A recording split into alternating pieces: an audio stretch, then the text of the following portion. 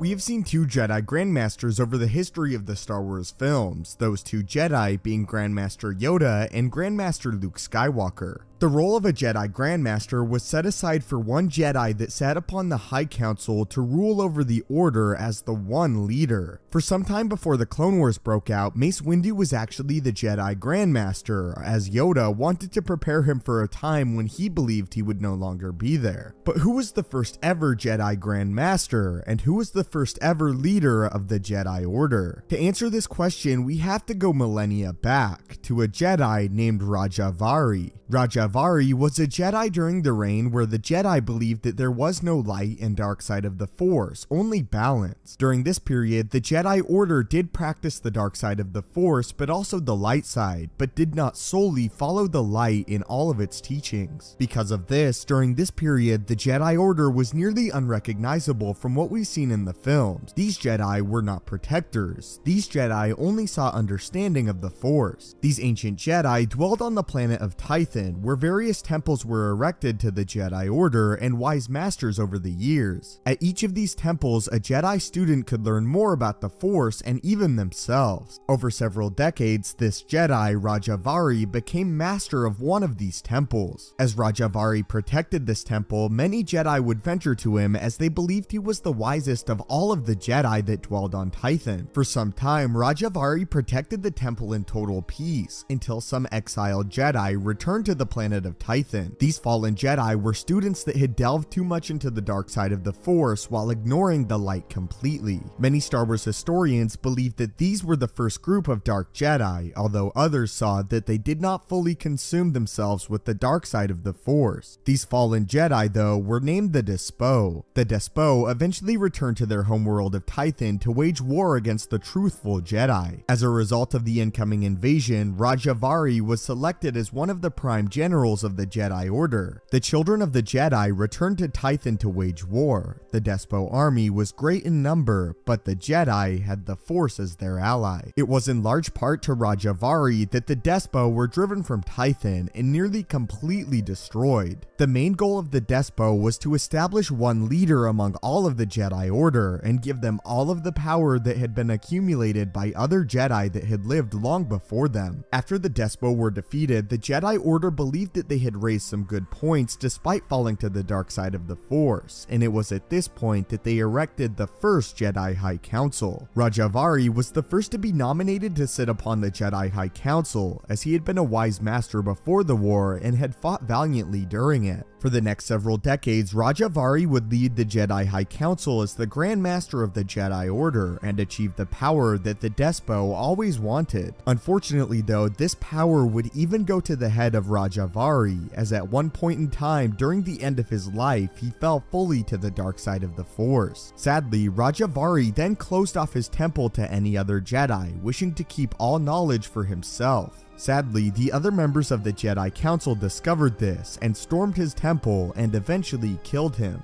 They only resolved to kill Rajavari though after discovering there was no use in attempting to sway him back to the light side of the Force. Despite falling to the dark side of the Force though, the current Jedi Council elected to erect a statue of Rajavari among their temple. Years later, a Jedi Padawan would inquire as why they would build a statue of Rajavari despite him turning to the dark side of the Force towards the end of his life.